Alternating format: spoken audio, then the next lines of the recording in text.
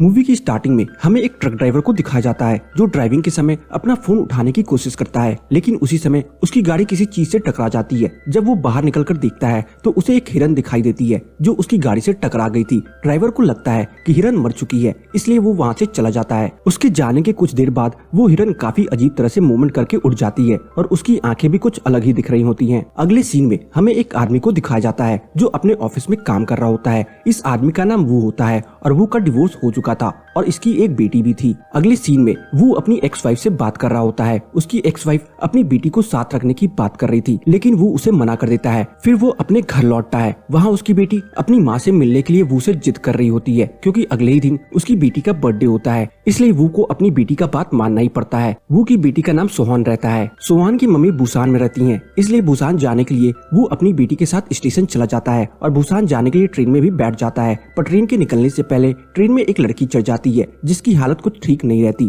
Train के चलने के बाद जब सोहान खिड़की से बाहर देख रही होती है तो उसे दिखता है कि ट्रेन के स्टेशन का माहौल कुछ ठीक नहीं है। उसे घबराहट होने लगती है। उस ट्रेन में काफी लोग सवार थे। अगले सीन में हम देखते हैं कि एक आदमी ट्रेन स्टाफ से कहता है कि कोई आदमी बहुत देर से बाथरूम में है। ये सुनकर के ट्रेन स्टाफ बाथरूम चेक करता है तो वहाँ उसे एक आदमी दिखता है जो काफी घबराया और डरा हुआ था और वो यही कह रहा होता है कि सब मारे जाएंगे। सोहान भी वही मौजूद रहती है। इसके बाद हम उस लड़की को देखते हैं पर उसकी हालत अब और खराब हो रही होती है। उसके बाद सोहान बाथरूम जाने लगती है पर वहाँ एक आदमी रहता है और उस आदमी का नाम होता है सांग। जिसके बाद सभी टीवी में न्यूज देखते हैं जिसमें बताया जा रहा था पूरे शहर की हालत खराब होती जा रही है, जिसे सुनकर के सभी यात्री काफी परेशान हो जाते हैं। अगले सीन में एक फीमेल ट्रेन स्टाफ उस लड़की की खराब हो रही हालत को देख करके अपनी टीम को कांटेक्ट करने की कोशिश करती है, मगर उसी वक्त वो लड़की अजीब सी मूवमेंट करके उठ जाती है और वो काफी अजीब लग रही होती है और वो उस पर अटैक करने की कोशिश करती है। अटैक करते करते वो बास्केटबॉल की टीम के डब्बे में आ जाती है। सब उन्हें देख करके काफी शॉक हो जाते हैं और वो उसे बहुत बुरी तरह से काट देती है और वो लड़की और कोई नहीं बल्कि एक जॉम्बी होती है और उसके काटने से वो ट्रेन स्टाफ भी एक जॉम्बी बन चुकी होती है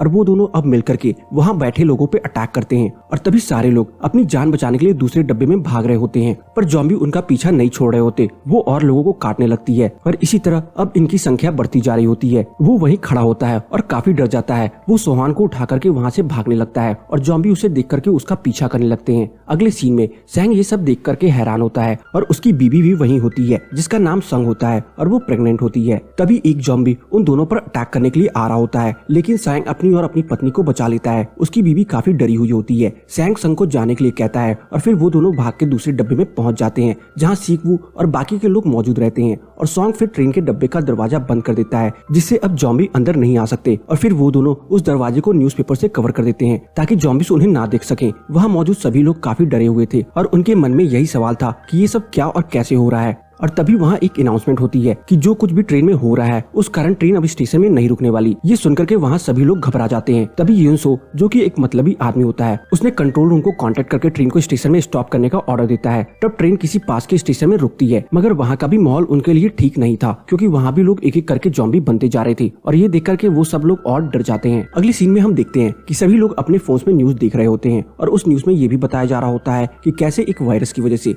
सब लोग एक दूसरे को काट रहे थे और सारे शहर में ये बहुत तेजी से फैलता जा रहा है और कैसे इन जॉम्बिस ने इंसानों का नामो निशान तक नहीं छोड़ा। तभी एक बार फिर एक अनाउंसमेंट होती है कि ट्रेन एक स्टेशन पर रुकेगी और वहाँ आर्मी होंगी उन्हें बचाने के लिए। तभी दूसरी तरफ संग, सैंग और सोनो एक दूसरे से बातें कर रहे थे और उनके बीच दोस्ती हो जाती है। अगले ही सीन में ट्रेन एक स्टेशन में पहुंच जाती है जहाँ सारे लोग ट्रेन से बाहर आ जाते हैं जो बहुत डरे हुए थे। तभी वहाँ योनसो ट्रेन के ड्राइवर से पूछता है कि आर्मी कहाँ है, मगर ट्रेन ड्राइवर कहता है कि मुझे इसके बारे में कुछ नहीं पता। अगले सीन में बाकी सब बाहर जा रहे होते हैं और तब तक उन लोगों को पता चलता है कि सारे आर्मी सी जॉम्बिस बन गए हैं और जैसे जॉम्बिस उन लोगों को देखते हैं वो उन पर तुरंत अटैक करने के लिए दौड़ते हैं। लेकिन तभी उनमें से एक जॉम्बी सोहान में अटैक करने ही वाला होता है, लेकिन एन वक्त में सैंग उसे बचा लेता है। फिर सॉन्ग सो एन को लेकर के वहाँ से भागने लगती है। तभी एक जॉम्बी शेख उनको काटने की कोशिश करता है, मगर जैसे तैसे वो खुद को बचा लेता है। तभी वो सब एक दरवाजे को बंद करके जॉम्बी को आने से रोकने की कोशिश करते हैं और बाकी लोग वापस ट्रेन में जाने लगते हैं। लेकिन कुछ जॉम्बीज शीशा तोड़ करके बाहर आ जाते हैं, लेकिन काफी लोग ट्रेन के अंदर चढ़ चुके होते हैं। दूसरी तरफ सैंग सैंग और सीक्वू अभी भी उस दरवाजे को पकड़े हुए थे,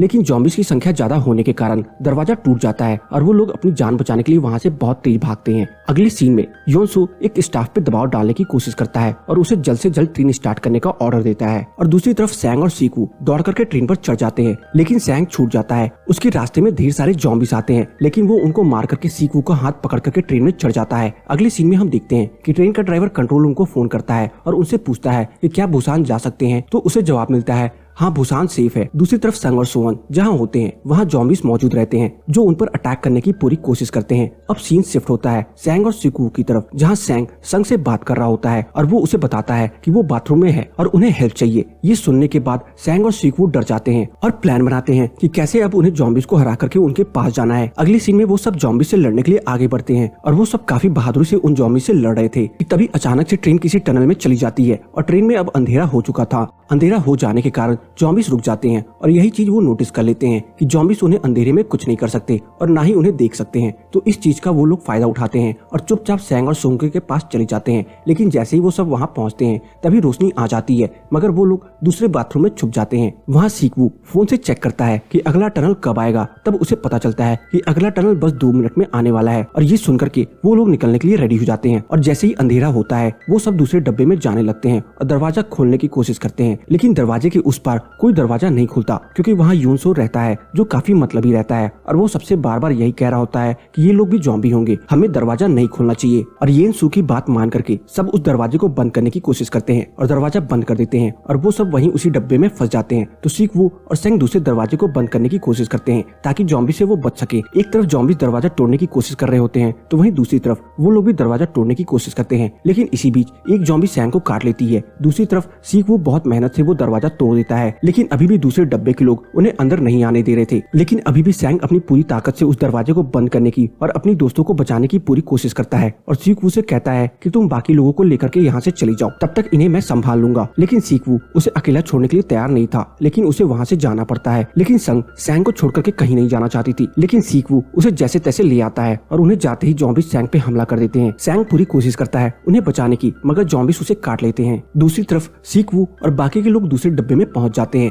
वहाँ पहुंचने के बाद सीक्वू योनसो का कॉलर पकड़ता है और उस पर बहुत गुस्सा करता है क्योंकि उसकी वजह से सैंग की मौत हो गई। लेकिन योनसो काफी मतलबी होता है, वो लोगों को भड़काना शुरू कर देता है कि ये लोग भी इन्फेक्टेड है और उसकी बात मान करके सारे लोग उन्हें दूसरे डब्बे में जाने के लिए कहते हैं। सीक्वू और उसके साथ बाकी लोग दूसरे डब्बे में चले जाते हैं और उसे लॉक कर देते हैं। दूसरी तरफ एक औरत काफी उदास होती है क्योंकि उसकी बहन भी अब जॉम्बी बन चुकी थी, तो वो इमोशनल होकर के जॉम्बी वाला दरवाजा खोल लेती है और जो लोग भी उस डब्बे में थे वो सब जॉम्बी बन जाते हैं और वही लोग बचते हैं जो दूसरे डब्बे में सीक्वू के साथ होते हैं। ये सब देख करके वो लोग काफी डर जाते हैं और दूसरी तरफ ट्रेन अचानक से रुक जाती है क्योंकि आगे का रास्ता ब्लॉक होता है। सीन शिफ्ट होता है और यूनसू और एक और आदमी जो बच गए होते हैं वो दोनों बाथरूम में छिपे हुए होते हैं। अगले सीन में ड्राइवर सावधानी बरतते हुए दूसरी ट्रेन में चढ़ता है, लेकिन वहाँ भी जॉम्बिस होते हैं तो वो देख करके वो वहाँ से बाहर आ जाता है। दूसरी तरफ सीक्वू और उसके साथ बाकी के लोग भी सावधानी बरतते हुए बाहर आ जाते हैं और तभी दूसरी तरफ ड्राइवर एक दूसरी ट्रेन को लेकर के वहाँ से निकलता है। सीन फिर से शिफ्ट होता है और यूनसू और उस आदमी में जो बाथरूम में फंसे हुए होते हैं और बाथरूम से निकलने की कोशिश करते हैं,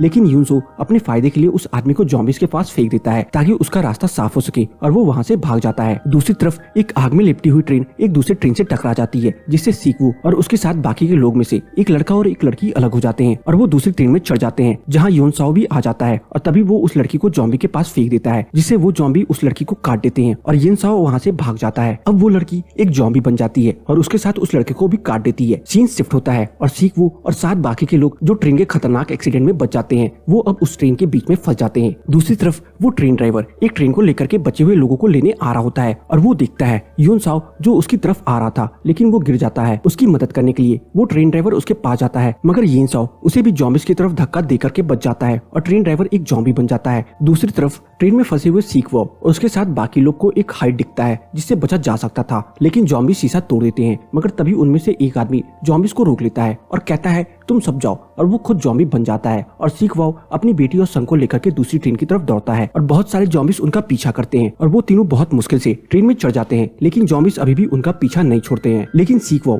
फाइनली उन्हें वहाँ से भगा देता है। जब वो लोग ट्रेन के अंदर जाने की कोशिश करते हैं तभी वहाँ योन साओ मौजूद रहता है, जो अब एक जॉम्बी बन चुका था। वो उनकी तरफ आने की कोशिश करता है मगर वो अभी एक पूरा जॉम्बी नहीं है। वो सीख वाओ से कहता है कि उसे घर जाना है, उसकी माँ उसका वेट कर रही है, लेकिन सीख वो उसे कहता है कि तुम इन्फेक्टेड हो। ये सुन करके येन सो सीख वो पर हमला कर देता है। सीख वो उसे वहाँ से फेंकने की पूरी कोशिश करता है, लेकिन आखिरी में येन सो सीख वो को काट ही लेता है। तभी सीख वो जल्दी से उसे फेंक देता है और अब उसे समझ आ गया था कि अब वो भी जॉम्बी बनने वाला है। पर इससे पहले वो जॉम्बी बने वो सोहान और सुंग को ट्रेन का इंस्ट्रक्शन समझाता है। सोहान बहुत रोती है और वो उसे कहता है संग के साथ रहना, सब ठीक हो जाएगा, और वो ट्रेन के बाहर खड़ा हो जाता है। ये एक बहुत इमोशनल सीन होता है। मरने से पहले सीख वो उस दिन को याद करता है जिस दिन उसने पहली बार सोहान को गोद में उठाया था, और हम यहाँ देखते हैं कि सीख वो ट्रेन से कूद करके अपनी जान दे देता है। संग और सोहन अब काफी दूर आ गए थे और अब सामने रास्ता बंद होता है, तो संग ट्रेन रोक देती है और सोहन को लेकर के बाहर आ जाती है और वो दोनों आगे बढ़ने लगते हैं और वो दोनों काफी डरे हुए थे। सामने आर्मी फोर्स थी। वो सोहन और संग को देख करके उन्हें जॉम्बी समझकर शूट करने वाले थे कि तभी सोहन गाना गाती है और ये गाना अपने पापा की याद में गा रही होती है, और गाना सुन करके